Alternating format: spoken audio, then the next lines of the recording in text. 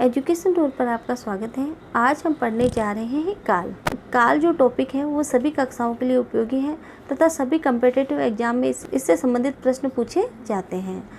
तो आज हम पढ़ते हैं काल। क्रिया के जिस रूप से घटना के होने का समय का पता चले उसे काल कहते हैं। तो क्रिया का जो रूप है और घटना के होने के समय के बारे में हमें जानकारी मिल रही है उसे काल कहते हैं। काल का अर्थ होता है समय। काल के भेद देखिए, 3 भेद होते हैं: भूतकाल, वर्तमान काल, भविष्य काल।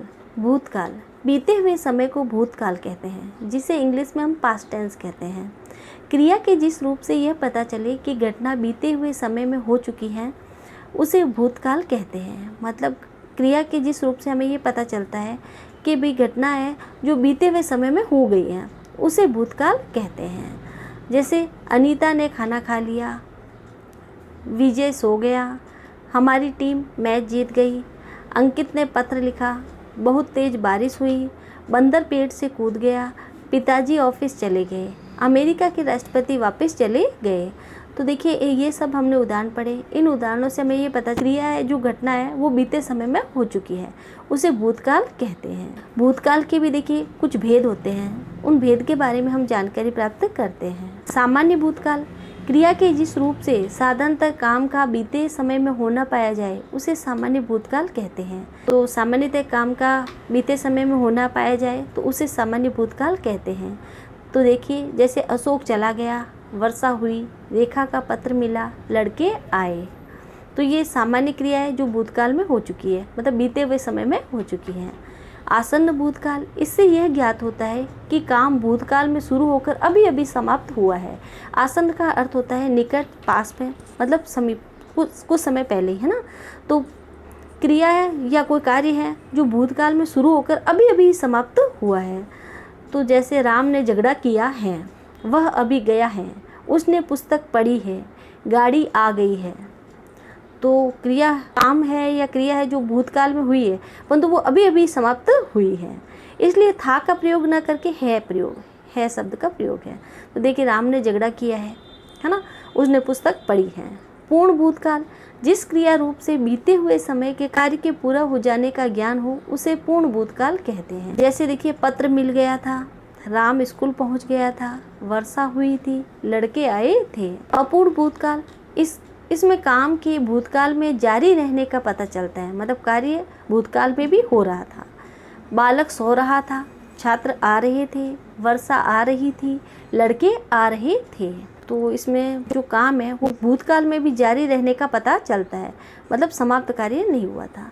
संदिग्ध भूतकाल, इसमें क्रिया के भूतकाल में होने का संदेह किया जाता है। वर्षा हुई होगी, पत्र मिल गया होगा, वह पढ़ा तो होगा, लड़के आए होंगे। हेतु मद भूतकाल, इसमें भूतकाल की क्रिया किसी कारण पर आधारित होती है। जैसे यदि तुम आ जाते तो मैं चला जाता, यदि वर्षा होती तो खेती नहीं सूखती, तुम नहीं मिले तो वह चला गया, स्वास्थ्य ठीक रहता तभी तो लिख पाता। तो इसमें भूतकाल की जो क्रिया है किसी कारण पर आधारित होती है। काल का अगला भेद है वर्तमान काल, प्रेजेंट टेंस। समय जो चल रहा है उसे वर्तमान काल कहते हैं। क्रिया के जिस रूप से यह पता चले कि घटना अभी हो रही है उसे वर्तमान काल कहते हैं। जैसे देखिए वैभव खेलता है, बिजली चमक रही है, अनुज पढ़ रहा है, अमित नहा रहा है, कुत्ता भौंक रहा है, बारिश हो रही है, अंजना झूला झूल रही है, प्रियंका चित्र बना रही है। तो देखिए क्रिया के जिस रूप से हमको ये पता चलता है कि घटना अभी भी हो रही है उसे वर्तमान काल कहते हैं। इसके भी कुछ भेद हैं, उसके बारे में हम जानकारी प्राप्त करते हैं। सामान्य वर्तमान, क्रिया के जिस रूप से वर्तमान समय में उसके सामान्य रूप से होने का बोध हो उसे सामान्य वर्तमान काल कहते हैं। इसमें मूल क्रिया के साथ ता है, ती है, ते है का प्रयोग होता है। जैसे मैं पत्र पढ़ता हूँ, हम खेलते हैं, कुसुम गाती है, राम पढ़ता है। तो सामान्य वर्तमान है। संदिग्ध वर्तमान, क्रिया के जिस रूप से वर्तमान काल की क्रिया के होने में संदेह पाया जाए उसे संदिग्ध वर्तमान काल कहते हैं। जैसे राम लिखता होगा, राधा प्रतीक्षा करती होगी, वह प्रतिदिन आता होगा। अब देखिए अपूर्ण या तात्कालिक वर्तमान, क्रिया के जिस रूप से यह पता चले कि क्रिया अभी चालू है। तात्कालिक मतलब करंट में अभी जो क्रिया हो रही है। तो देखिए जैसे बालक खेल रहे हैं, वर्षा हो रही है, मैं लिख रहा हूँ, चिड़िया उड़ रही हैं। तो क्रिया वर्तमान काल में भी चालू है, अभी हो रही है। काल का अगला भेद है भविष्य काल। भविष्य का अर्थ है आने वाला समय। क्रिया के जिस रूप से यह पता चले कि घटना आने वाले समय में होने वाली है, उसे भविष्य काल कहते हैं, जिसे हम इंग्लिश में फ्यूचर टेंस कहते हैं। देखिए, जैसे अनिल बाजार से सामान लाएगा, शायद मयंक कल आए, अमित गाना गाएगा, आज बारिश हो सकती है, मैं कल खेलने जाऊंगा, हम सब कुतुब मीनार जाएंगे, मैं व्याकरण की पुस्तक खरीदूंगा, पिताजी मिठाई लाएंगे। भविष्य काल के 3 भेद होते हैं। सामान्य भविष्य, क्रिया के जिस रूप से कथन के बाद वाले रूप में कार्य के सामान्य ढंग से होने का बोध हो, उसे सामान्य भविष्य काल कहते हैं। जैसे राम आएगा, मैं लखनऊ जाऊंगा, कुसुम चंडीगढ़ जाएगी, चांद 9 बजे निकलेगा। क्रिया के जिस रूप से कथन के बाद वाले रूप में कार्य के सामान्य ढंग से होने का बोध हो, उसे सामान्य भविष्य काल कहते हैं। तो इसके हमने उदाहरण देखे। आगे हम पढ़ते हैं संभाव्य भविष्य काल।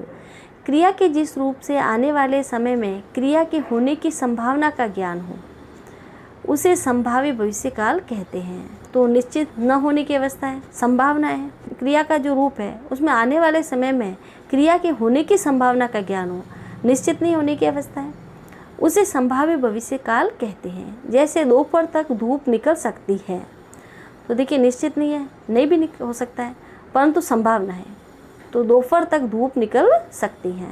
भविष्य काल का अगला भेद है, देखिए सातत्य बोधक भविष्य काल। क्रिया के जिस रूप से आने वाले समय में कार्य के आगे भी होते रहने की दशा का बोध हो, उसे सातत्य बोधक भविष्य काल कहते हैं। मतलब आगे भी कार्य होने की संभावना रहती है, तो उस दशा का बोध होता है हमें।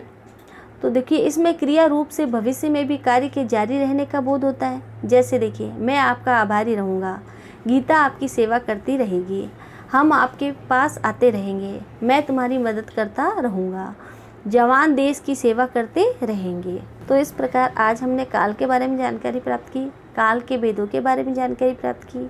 तो देखिए, प्रश्न किस तरह से बनते हैं। काल डायरेक्ट भी पूछा जा सकता है, भाई काल किसे कहते हैं या उसके भेद, ये तो सामान्यतः प्रश्न हो गया। या फिर इस तरह से प्रश्न बनते हैं, कोई उदाहरण दे दिया जाए, उदाहरण को आपको पढ़ना है और समझना है कि कौन सा काल है, तो उससे संबंधित आपको प्रश्न पूछा जाएगा, ये उदाहरण कौन से काल है। तो ये आपसे इस तरह से प्रश्न पूछे जाते हैं। तो चाहे कम्पिटिटिव एग्ज़ाम हो, चाहे जो 9 से 12 का कोर्स है, उसमें काल से संबंधित जो भी प्रश्न बनते हैं। यदि आपको मेरी ये वीडियो पसंद आई हो तो प्लीज़ लाइक करें, आपके कोई डाउट्स हो तो उन्हें कमेंट करें और मेरे चैनल को सब्सक्राइब करना न भूलें। Thank you.